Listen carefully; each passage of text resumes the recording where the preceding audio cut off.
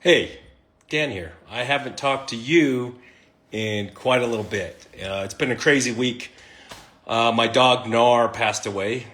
She went to heaven, and it was a little bit tough on me because I love that little dog. Such a great little dog. So I had to recalibrate my brain here. But I've been heads down into the spreadsheets and into the charts this last week. And I have some good insight that might help you.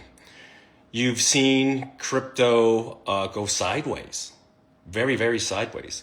You've seen certain stocks go upwards, and you've seen some precious metals like silver really get juicy, platinum, very juicy. Gold has been on a juicy trajectory, but it's been doing that for a while. And I just wanted to just give you an update on what I'm doing. And I know sometimes it sounds like I might be repeating myself, and I know some of you guys throw me some shade for making too long of a video, but I like to make videos that are in depth. I don't want to just make videos for likes and clicks and those kind of things. And I did get some people say, hey man, are you trying to sell a course? I don't sell a course. I just like to help you with the experience that I've had. And I'm not always right, and it's not financial advice, but let me kind of give you an insight of where I think things are going, and some resources are where you can buy precious metals, physical precious metals, for very, very cheap. They don't pay me or anything, but I've got some friends who own a business that I really like to buy a lot of my precious metals from too. So let's just talk about this real quickly as far as precious metals. Silver, since I think I made the last video, it's ripped from like 60 something dollars to like over $100 an ounce, which is insane. And there's a couple places you could actually buy silver. You can buy silver on the stock market through an ETF. There's ETFs like SLV and a whole bunch of different others. There's even leveraged positions where if silver goes up, your ETF could go up 2x. And you got to be really careful with those, because if it drops really fast, you could really get burnt on that. And one little tradition, like I think I've told you guys before, in our family, is we like to buy silver coins once in a while and gold coins and that. And the spot to get that online, there's a place called APMEX.com. APMEX. Now, the problem with APMEX is their prices are decent, but they charge you all kinds of crazy, massive surcharges to buy it with anything but a wire transfer. So if you're using a credit card, they just smash you. Then they charge over spot. So spot's basically kind of like the going market price, and they charge you a premium over spot. But the premiums when you buy on the internet are way over spot typically. Maybe they have some risk for shipping it to you and different things, and they have to insure it and all kinds of stuff like that, and marketing and all that. But there's a little shop in Utah that has like no marketing campaign, and I found they're significantly cheaper than buying on the internet. And that's called All About Coins. All About Coins in Sugar House, Utah. Ask for Isaac or Alex, tell them Dan sent you, and if you're buying a whole bunch, they'll give you a big, great discount on bulk buys there if you're interested in silver, gold, platinum. And they got some really weird, funky collectibles there too. And I think in my last video I told you, when my daughter wants a little jewelry or something like that, sometimes she'll go there and we'll grab some of that there too. And what's cool is they'll usually sell it for you like barely above melt price, so you don't pay like those mall prices where they're marked up 10,000%. Very cool. So that's precious metals. Now, where do I think silver and gold and some of these precious metals are going? Silver's taken a big run, and there's a ratio of the price of silver to gold. And that ratio still is fairly healthy. Gold has run up, a lot. And so silver might have some room to go. Some people are saying it could hit $200, $300, $400 an ounce. That's a very high number. And it's already run a lot. But there could be some room to grow. So how do you insulate yourself from like getting completely smashed with that? So this is how you do it. You dollar cost average. So go grab your kid or your wife or whatnot, go into All About Coins and grab yourself some silver if you want, just as a collectible maybe. Put it in a good safe, a bank safe if you trust that, or somewhere that's just super safe so you don't get robbed in that. I don't recommend you keep a whole bunch in your house or something like that. It's not usually a great idea, but keep it somewhere safe and off-site, secure, and just dollar cost average. This can apply with gold and platinum too. Now, what I've been doing a lot of lately too is if I want to buy very large amounts of silver, I have been buying the ETFs. And I talked about SLV, and there's different ones for platinum and gold. You can just punch that into ChatGPT and just ask about what is the lowest administration fee gold, silver, and platinum ETF. You can even go deeper because I think copper is something that's not been noticed as much yet, but it could take a possible big run this year. You could look at nickel. And a lot of these materials are actually used in building computer components, battery systems, electrical battery systems, and those things, AI data center.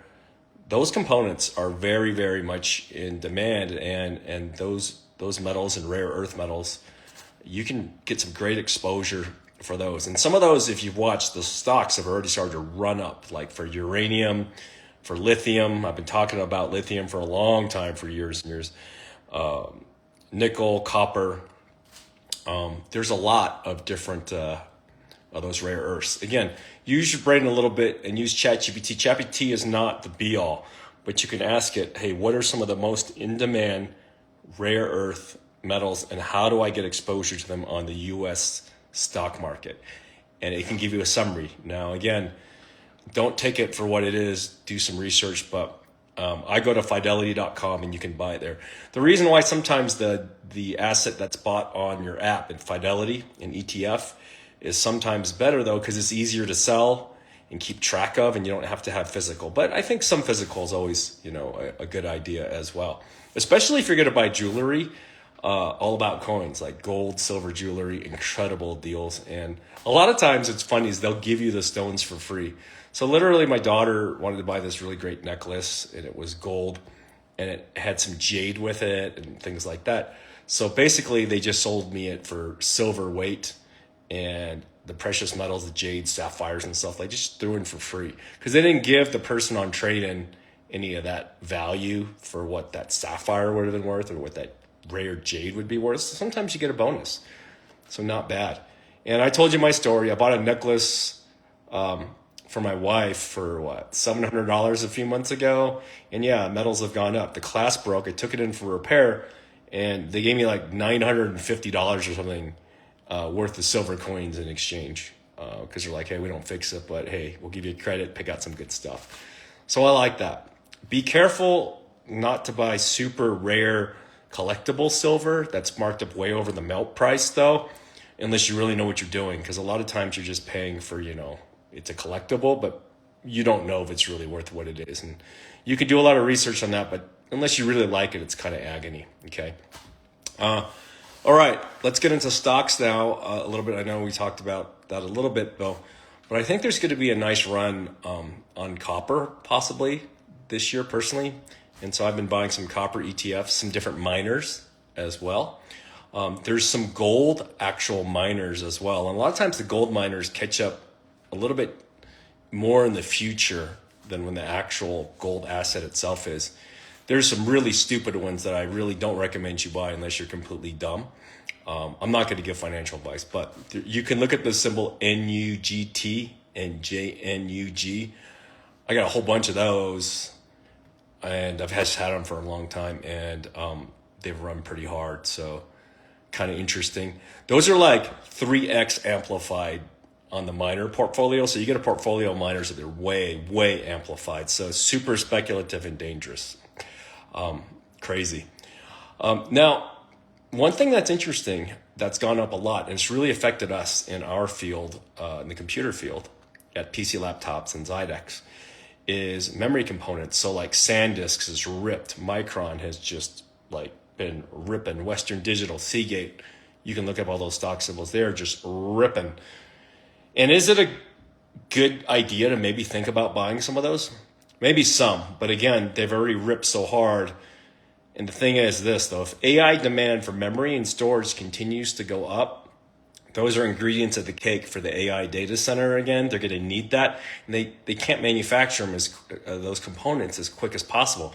That's why an actual memory price of computer components, you've seen memory chips go up 400-500% from their lows like within the last year. And now you're seeing storage go up, video cards, GPUs, because NVIDIA and AMD and these companies, and also the memory companies, are dedicating a lot of their fab to go to data centers. So it's put a constraint on the consumer. Let me give a blatant pitch to you if you do need a computer. At PC Laptops, we have a ton of inventory that we bought before the memory hike. And I did that, and I've done this in a few cycles, because a lot of the prices that you've seen right now for computers when you're ordering on Amazon, components and things, and we don't sell components, we sell just complete systems, but even whole systems, some of the prices have gone up like 50%, 100%. And we have computers that we were advertising, which is crazy, for like $1,000. We have actually some computers now, which are a killer deal. So we sell a lot of computers to corporations and they lease them. So a lot of times we buy lease buybacks that are a year or two or a few years old. And literally we have laptop computers that were sold new for over $2,000 just a few years ago. You can get those. We recertify them. We go through this massive inspection, scan them for viruses, check the windows, make sure everything's fresh and clean, and recertify. And we give you a fresh warranty with it. We have some of these for like $600-700. And I've been trying to buy these up as fast as I can as they come off a lease return from some corporate deals. So if you want, go into PC Laptops or go to PCLaptops.com and you should just grab some of these. If you need a bunch for your office, for your kids, for school or anything, let's just say $500 to $1,000. And I can't guarantee they'll stay in stock. I'm having my son Jake, who handles our purchasing, get as many of these back, these corporate lease returns as possible. So those are a ripping deal if you just need cheap. Now, if you need high-end computers, we've got some killer deals now, and you're at probably a tick or two cycles back in pricing for some of the hikes. But this is why we're not selling memory standalone by itself. We want to sell it in a complete system for our customers, though, so you can have a good computer, have a lifetime service guarantee from us, and take care of you. So if you need one, we're open today till like 7 o'clock. Most of our stores, some are open till 8. Just go to PCLaptops.com and tell them that you want the Dan discount, and they'll take good care of you. Okay, I digress. But that's computer components. So I'm trying to buy as many of these computer components as I can right now. I think right now what have we bought in this last year? Like, we stocked up over almost $8 million just in this last little bit of extra. And I'm trying to get as much as I can so that I can, have the parts to give people good deals on computers. Now, how can you take advantage of the memory shortage and all that? Not financial advice. Look at SanDisk. Look at Micron. I think their symbol's MU. Just look at them. Look at Western Digital. Look at Seagate. Look at those. And also look at the big ones I've been talking about for years. Obviously, AMD is huge. They make massive amount of chips and GPU. NVIDIA is pretty obvious. And an interesting one, I think, too, is Google. Google, they are not dependent upon AI for their main income stream. So it's almost like they can give away a lot of features for free, right? So they can get you into their email ecosystem and, steal your data and all that kind of stuff and sell it to other people, right? So they're like a data company, but they make huge money from ads and things like that. So Google is a very interesting thing. And I've personally acquired a lot of Google, Microsoft. And a lot of you guys don't know, and I think I told you this before, but Amazon has Amazon Web Services and Microsoft has Microsoft Azure. And they control like most of the hosted data on the web, and most of the e-com platforms they're using their data center as well. So there's going to be more and more demand for this data center. Now, what's going to happen, like, if Greenland gets really hot? Like we saw the stock market get a little funky in crypto too, because of the fear of Greenland. Then the president changed his mind and was like, hey, we're going to be a little nicer. That typically is going to drive fear to a lot of precious metals. And once precious metals roll, I think crypto is a huge one, because crypto is something that's borderless, in that, people could literally take $1 billion with them over a border, try to carry $1 billion in gold with you over a border, and it's a fixed supply asset, like for Bitcoin at least, and a lot of other cryptos. And again, crypto is like software. So right now it's not too exciting.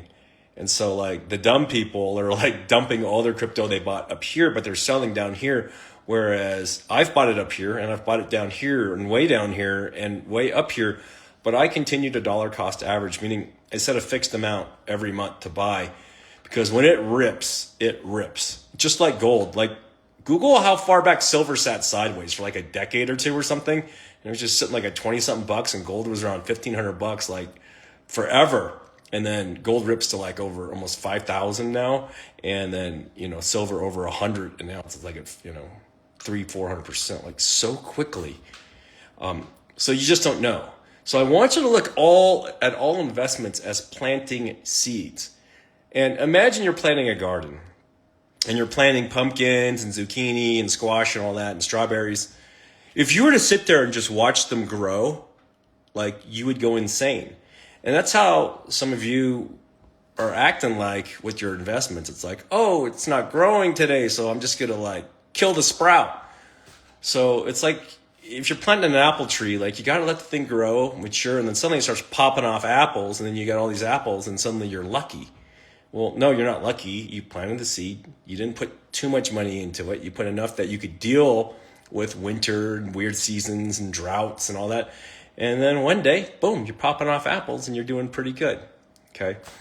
Now, I've been also getting a lot of messages because a lot of you guys that own businesses and those things out there, whether you're in sales or you own a small business, you've felt pain lately because banks are tightening up, interest rates are still high, and the big thing is operating a business is tough. I've seen so many businesses shut down, and it's tough. And I've had to close businesses before, and typically it's because operational costs do not match the sales and the profitability, and boom, or you have a cash crunch, so it gets really, really tough. And here's the thing, guys, if you're a business person, you want to make sure that you don't try to escape when the tough times come. That's where you really need to go heads down. And even if you have to work 7 days a week, bell to bell, you got to do what you got to do to be able to train your people and optimize your marketing and optimize your inventory and negotiate with the banks and do all the things and proactively communicate to those things and be able to pivot if you need to. And I tell you guys, it was funny. I was talking to my kids about this. Like, it seems like every 5-10 years, it varies though. We always think it's going to be the end of the world. Now I'm kind of old, so I remember Y2K, we thought, oh my gosh, the whole world was going to blow up. And then 2001, the dot-com bubble happened. Amazon dropped from all-time highs, 80%, Apple 50%. And I had a lot of that stock, and I was like, oh my gosh. And it was just crazy. Everybody was just freaking out. But the world survived, and then, through time, it took about a decade, but things ripped.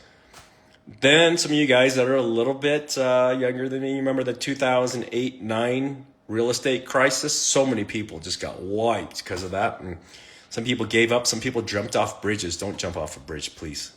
You will get through it. Okay, guys, you will get through it. Just talk to people that are smarter than you and don't give up, okay? But some of those people who made some good buys after the real estate crash did really well. And some people call them lucky to this day. I had one friend, John, he sold his company for like more than $1 billion. I think it was almost $2 billion. And another one of my friends, he was actually on my podcast as well, Rick, his company transacted for over $2 billion. And these guys have been through their ups and their downs. These guys are way bigger than I am.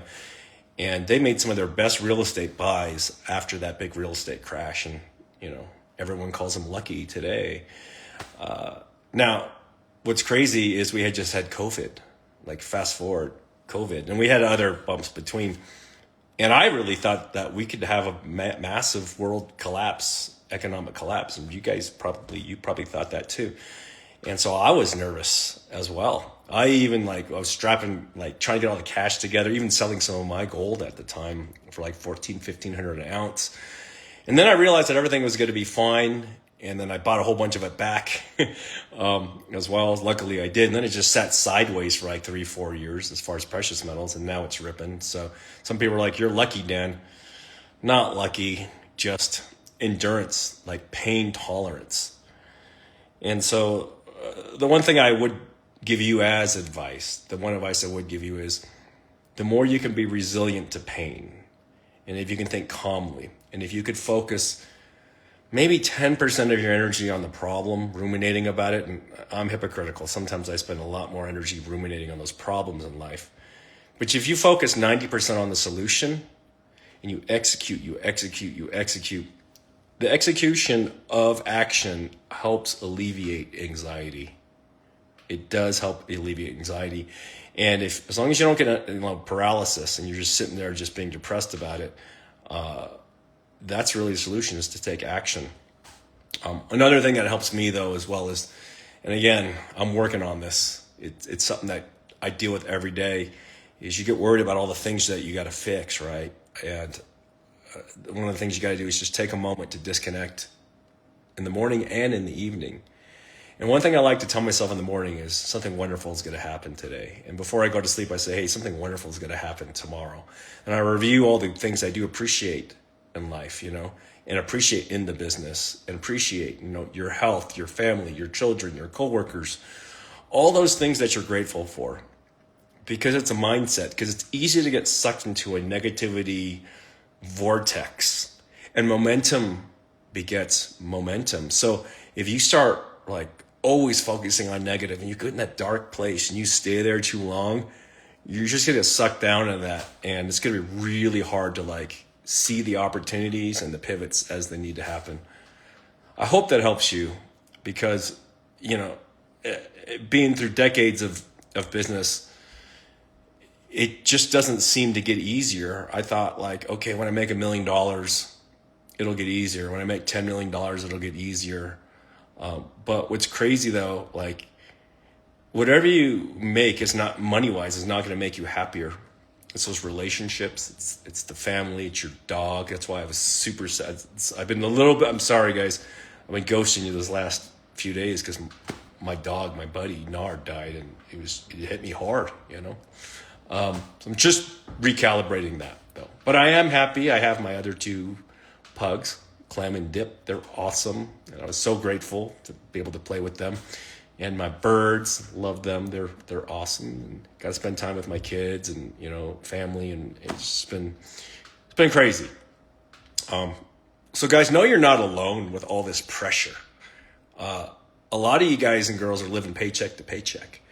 And I remember when I got to Utah and I was totally broke. I remember I had less than, a couple $100 or something like that when I got here. I didn't have a place to live. I didn't have an apartment. I was walking around downtown Salt Lake City, and I saw some of the homeless people and things like that. And I'm like, wow, this could happen to anybody. I wonder what that guy's story is, or what that girl's story is. And it was funny, with that $100, I actually sat out with I went and got some coffee and some donuts. I know it wasn't healthy. I was kind of a chubber back then. Well, that's what I was eating back then. And I sat down with some of the homeless people and just talked to them about their story. And some of these people had done really well in life and gone down that dark vortex of when things went wrong and got sucked into that hole. And it was funny. I remember this one guy, he told me that, literally, he goes, man, I would have just caught myself before I went in that dark vortex, because I started just drinking, he told me, and doing drugs and all those kind of things. And he goes, it was hard to get out of it, but I was trying to numb the pain. And I actually related to that, because when I was walking alone, I had a lot of pain. I had a lot of uncertainty. I'm like, well, where am I going to live? What am I going to eat? What am I going to do?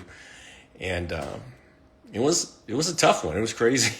But luckily I got a job in the mall, as you guys know, and then did swap meet hustling on the weekends, dressed in a karate outfit, selling Ginsu knives and brass knuckles and pepper gas, trying to entertain people. And people bought my stuff and got to learn more about computers, working at Radio Shack in the mall for $3.25 an hour. It was crazy. But what was great is I met a lot of great people on the way. Some of you have watched my story where I met some of my mentors working some of these crazy jobs, and they just, men and women who'd made millions of dollars and were actually able to talk to this crazy Chinese kid who like had nothing. And to this day, actually, what's funny is some of those mentors are still alive and they're my friends, and it's awesome. That's why I make these videos for you, because I know so many of you, I mean, when you look at Instagram, everyone posts the highlights. They got the Lambo and they got this big house and they're on this big vacation traveling the world. But inside, man, there's always a war happening. There's always pain and heaviness in the heart and loss of loved ones and things and money and all those kind of things. I came to this conclusion that there's three things actually that cause massive anxiety. At least the number one cause. It's the feeling of loss, less, and never. So if you feel like you're going to lose something, have less of something, or never have something, it gives you that cold vacuum feeling in your heart. And sometimes it makes you not even want to be here. And it's kind of crazy because I talk to plenty of friends who have $1 billion plus, millions of dollars, hundreds of millions, and some that are broke. And all of them have those feelings sometimes, no matter where they are on the money scale. So I know you guys are on this quest to like have cool things, but the cool things do not cure that. I just want to let you know that, though. Money is great, but poverty is not everything. And money, at least if you can pay your bills and have good food and have some good experience, that is so important.